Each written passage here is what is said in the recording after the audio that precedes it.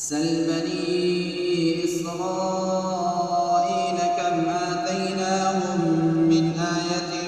بينة ومن يبدل نعمة الله من بعد ما جاءته فإن الله شديد العقاب.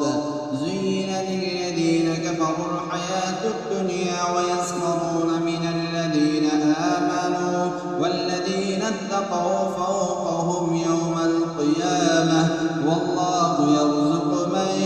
يشاء بغير حساب.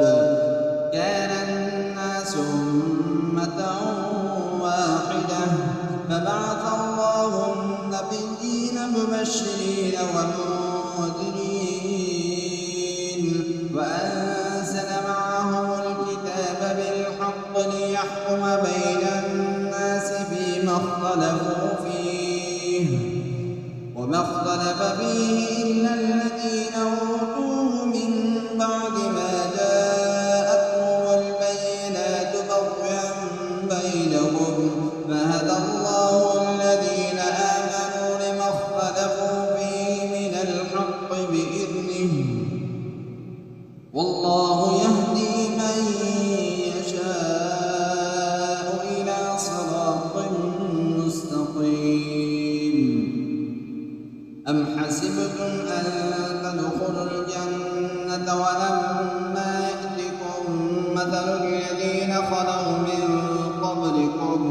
مستهم البأساء والضراء وزلزلوا حتى يقول الرسول والذين آمنوا معه متى نصر الله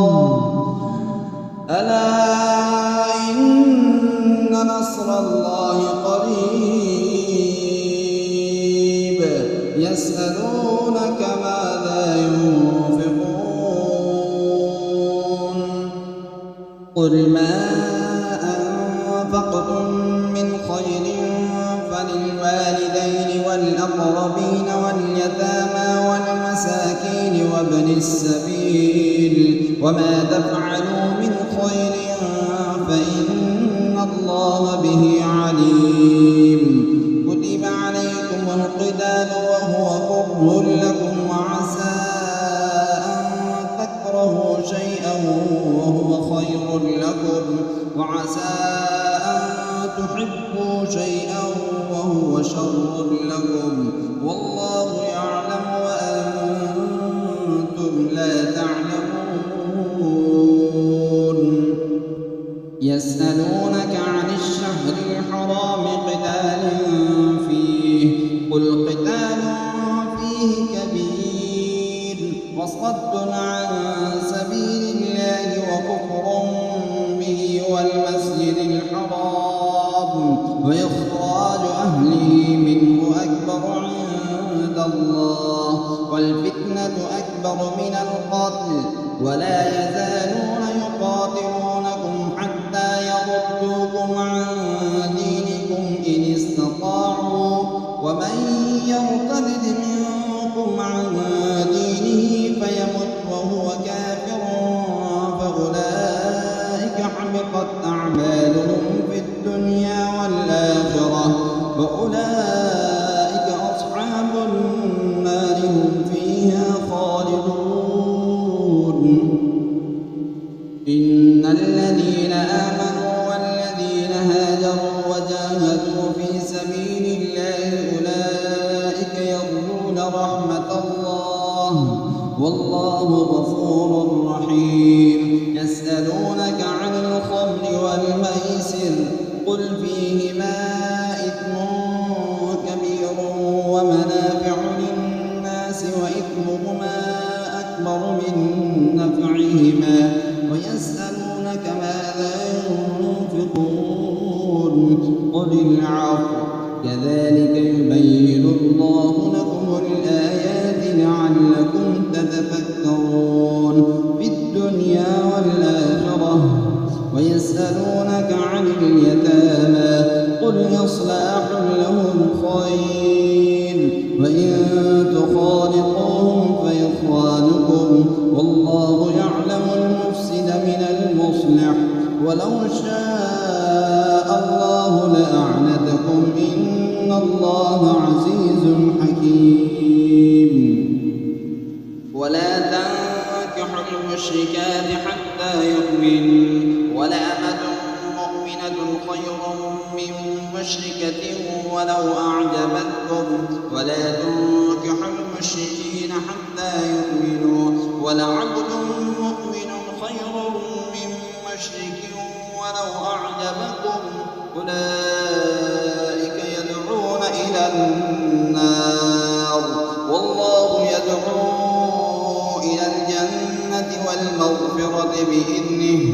ويبين آياته للناس لعلهم يتذكرون ويسألونك عن المحيض قل هو أذى فاعتزلوا النساء في المحيض ولا تقربوهن حتى يطهرن فإذا تطهرن فأتوهن من حيث أمركم الله إن الله يحب التوابين ويحب المتطهرين نساؤكم حرث لكم فأتوا حرثكم أنى شئتم وقدموا لأنفسكم واتقوا الله واعلموا أنكم ملاقوه وبشر المؤمنين ولا تجعلوا الله عرضة لأيمانكم أن تبروا وتتقوا وتصلحوا بين الناس والله سميع عليم لا يؤاخذكم الله باللغو في أيمانكم ولكن يؤاخذكم بما كسبت قلوبكم والله غفور حليم للذين يؤلون من نسائهم تربص 4 أشهر فإن فاءوا فإن الله غفور رحيم وإن عزموا الطلاق فإن الله سميع عليم والمطلقات يتربصن بأنفسهن 3 قروء ولا يحل لهن أن يكتمن ما خلق الله في أرحامهن إن كن يؤمن بالله واليوم الآخر وبعولتهن أحق بردهن في ذلك إن أرادوا إصلاحا ولهن مثل الذي عليهن بالمعروف وللرجال عليهن درجة والله عزيز حكيم الطلاق 2 فإمساك بمعروف أو تسريح بإحسان ولا يحل لكم أن تأخذوا مما آتيتموهن شيئا إلا أن يخافا ألا يقيما حدود الله فإن خفتم ألا يقيما حدود الله فلا جناح عليهما فيما افتدت به تلك حدود الله فلا تعتدوها ومن يتعد حدود الله فأولئك هم الظالمون فإن طلقها فلا تحل له من بعد حتى تنكح زوجا غيره فإن طلقها فلا جناح عليهما أن يتراجعا إن ظنا أن يقيما حدود الله وتلك حدود الله يبينها لقوم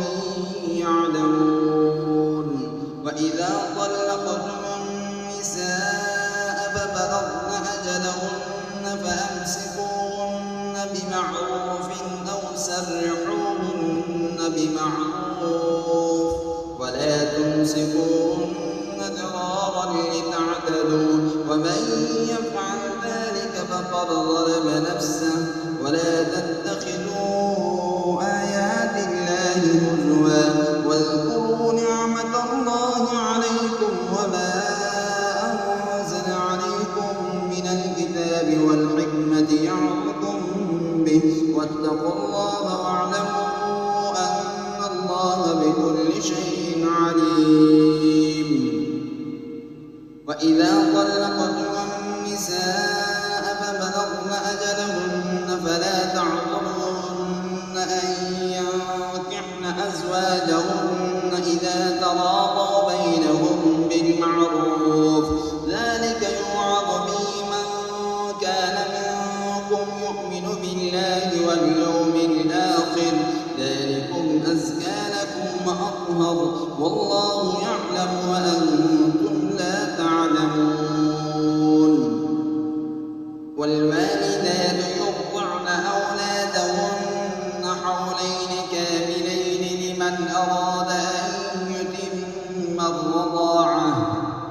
وعلى المولود له رزقهن وكسوتهن بالمعروف لا تكلف نفس إلا وسعها لا تضار والدة بولدها ولا مولود له بولده وعلى الوارث مثل ذلك فإن أرادا فصالا عن تراض منهما وتشاور فلا جناح عليهما وإن أردتم أن تسترضعوا أولادكم فلا جناح عليكم إذا سلمتم ما آتيتم بالمعروف واتقوا الله واعلموا أن الله بما تعملون بصير. والذين يتوفون منكم ويذرون أزواجا يتربصن بأنفسهن 4 أشهر وعشرا فإذا بلغن أجلهن فلا جناح عليكم فيما فعلن في أنفسهن بالمعروف والله بما تعملون خبير. ولا جناح عليكم فيما عرضتم به من خطبة النساء أو أكننتم في أنفسكم علم الله أنكم ستذكرونهن ولكن لا تواعدوهن سرا إلا أن تقولوا قولا معروفا ولا تعزموا عقدة النكاح حتى يبلغ الكتاب أجله واعلموا أن الله يعلم ما في أنفسكم فاحذروه واعلموا أن الله غفور رحيم. لا جناح عليكم إن طلقتم النساء ما لم تمسوهن أو تفرضوا لهن فريضة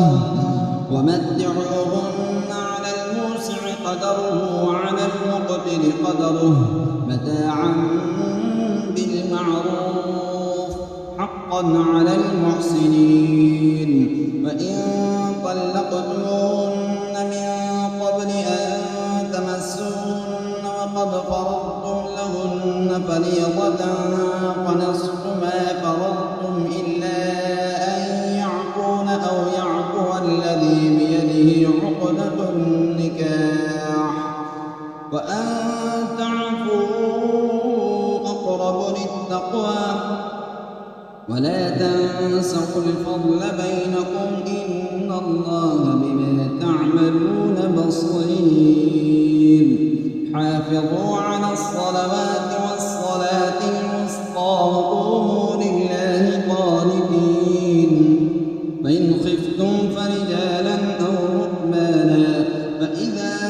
أمنتم فاذكروا الله كما علمكم ما لم تكونوا تعلمون. والذين يتوفون منكم ويذرون أزواجا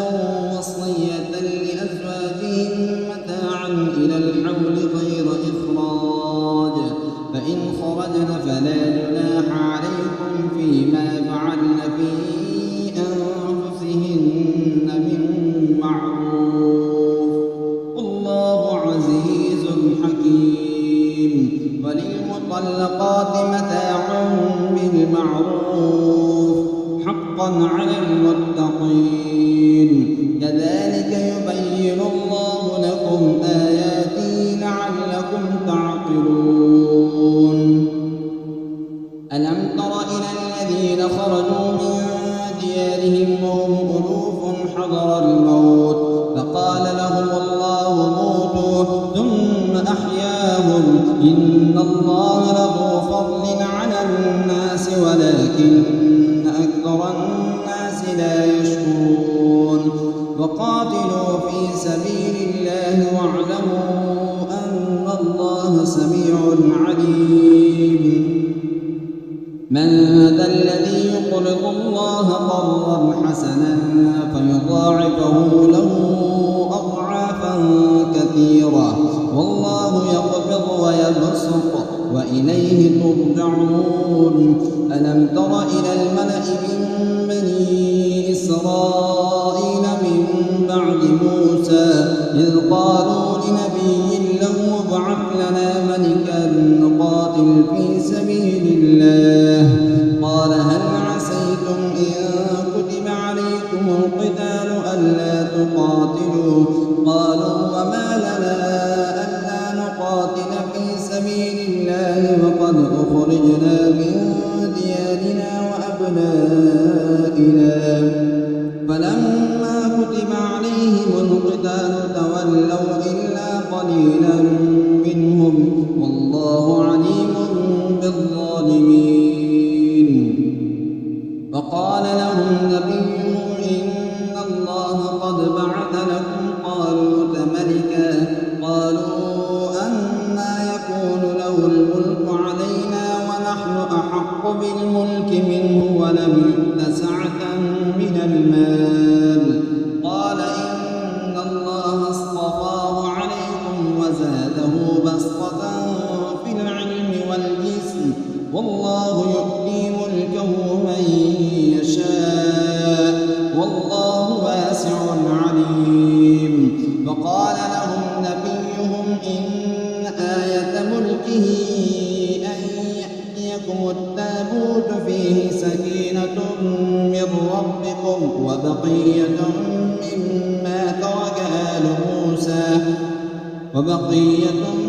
مما ترك آل موسى وآل هارون تحمله الملائكة إن في ذلك لآية لكم إن كنتم مؤمنين